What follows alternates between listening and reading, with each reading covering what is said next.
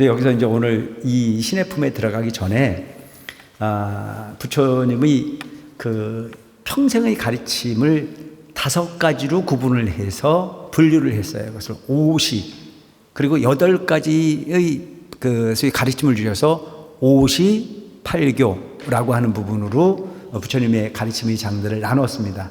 그래서 이제 먼저 번에는 이 부분을 설명하는 부분이 그 어떤 비유가 있었는지를 구체적으로 이해하지 않았기 때문에 이제 두 번째 비유가 나오니까 앞으로 나와야 될 부분이 가르침이 어떤 장르를 통해서 어떤 가르침을 펴기 위해서 그 장르를 나눴는지를 한번 이렇게 공부하고 가는 시간을 가져볼 필요가 있을 것 같아서 소위 그 천태대사, 지자대사께서 부처님의 그 45년의 설법을 5분류로 나눴습니다. 오시, 그 시기별로 나눈 부분을 설명을 하고 어떤 가르침을 주었는지의 내용을 설명을 해서 갈 수 있도록 하는데, 조금은 좀 그 재미보다는 이것은 좀 이론적 부분을 그 요구하는 부분이 내용이 있어요.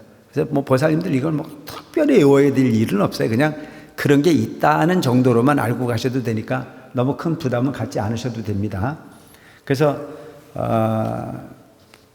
천태종의 교상판석, 즉 여러 경전의 부처님 가르침의 형식을 방법, 형식, 내용 등에 따라서 분류하여 체계를 세우는 것을 오시와 팔교로 일컬어 설명을 했다.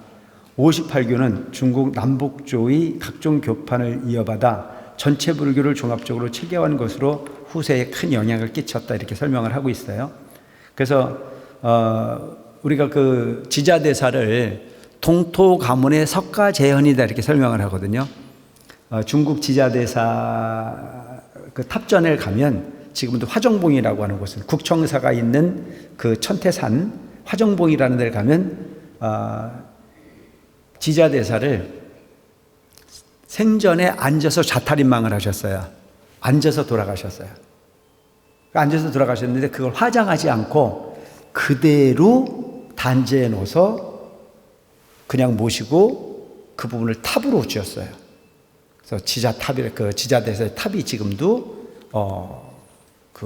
모셔져 있고, 그곳에 가면 그 화정봉이라고 하는 곳에 지자대사의 탑이 모셔진 그곳에 이렇게 들어가는 입구를 보면 그 뭐라고 그러나요? 현판에다가 동토가문 석가재현 이렇게 적어놨어요. 동토에 서가모니 부처님께서 재현하셨다. 왜 그런 부분을 표현을 쓰셨을까? 지자대사를 통해서 부처님의 평생의 가르침을 시기적으로 가장 완벽하게 이해하시고 이론적 체계를 설명해낼 수 있었던 유일한 분이 지자대사였기 때문입니다.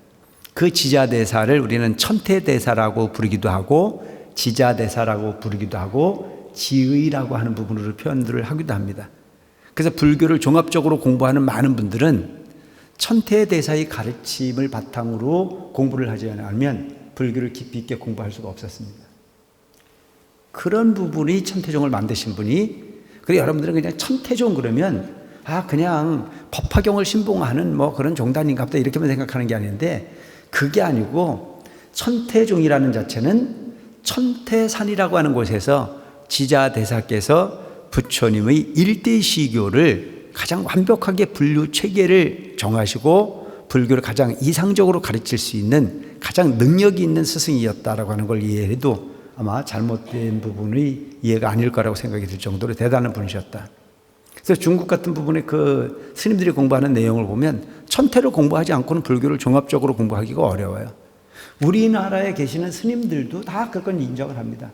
지자대사, 천태지의라고 하는 부분이 가르침으로 불교적 이론의 체계의 바탕을 이뤘고 불교를 체계적으로 공부할 수 있는 근간을 이룬 분이 바로 그 천태지자대사다라고 하는 부분이 설명을 많이 하고 있습니다.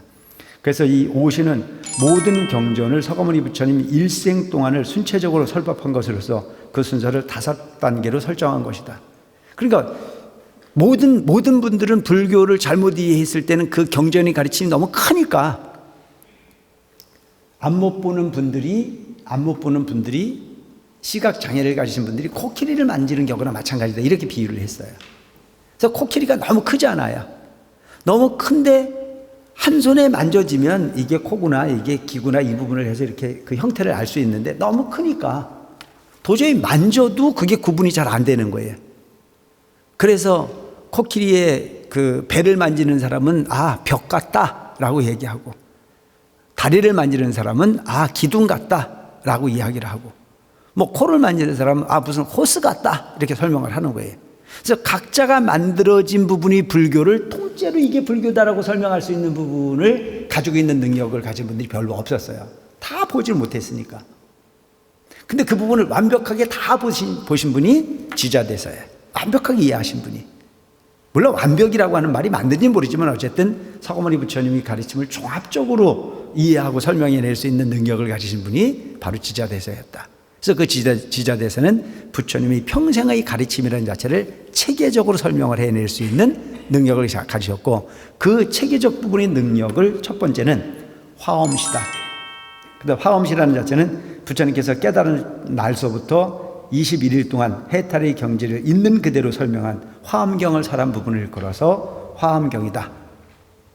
두 번째는 노건시라고 해서 화엄시의 다음인 12년간을 아함경을 설법하여서 소승의 기근을 가르친 그 가르침을 일컬어서 우리 아함시다, 노건시다 내지는 아함시다 이렇게 설명을 해요. 이건 어디에 설명하는 거냐면, 화엄경을 설하고 난 이후에 많은 그 사람들이 부처님의 가르침을 이해를 했대요, 못했대요? 못했잖아요. 그래서 못해서 못 알아먹는 얘기를 해봐야 소용이 있어요, 없어요? 그 얼마나 실망스러웠겠어요. 열심히 설명을 했는데 상대방이 수준이 안 되니까 못 알아먹어. 예를 들어서 이런 거잖아요. 어린 아이에게 철학을 이야기하고 과학을 이야기하면 애들이 알아먹어요, 못 알아먹어요? 못 알아먹잖아요. 근데 그 아이가 알아먹을 때를 기다려야 되잖아요. 그래서 화엄경이라고 하는 경전이 너무나 큰 부처님의 그 있는 깨달음의 세계를 있는 그대로 설명하고 못 알아먹으니까 잠깐 접어두고 그 근기를 성숙시키기 위해서 그 대상을 찾아서 설하신 부분이 녹야원의 교준열을 비롯한 5비구를 찾아가지 않습니까? 그들에게 사제 8정도를 설하고 아함의 가르침을 설하신 그 시기를 일컬어서 노건시다 내지는 아함시다라고 이야기를 합니다. 세 번째는 노건시를 설하고 난 다음에 8년 동안을 소승을 비판하고 대승으로 이끌어가기 위해서 설하신 그 시기를 일컬어서 방등시다. 그 다음에 방등신 다음에 22년 동안 반야경을 설하시는데 대승, 소승의 집착을 모두 버리기 위해서 반야경을 설한 시기를 일컬어서 반야시다라고. 그러고 난 다음에 이제 우리가 지금 공부하고 있는 법화열반시 마지막 8년간 법화경의 일승 진실을 설법하고 최후의 하루 밤낮을 일컬어서 열반경을 설하신 그 시기를 일컬어서 법화열반시다.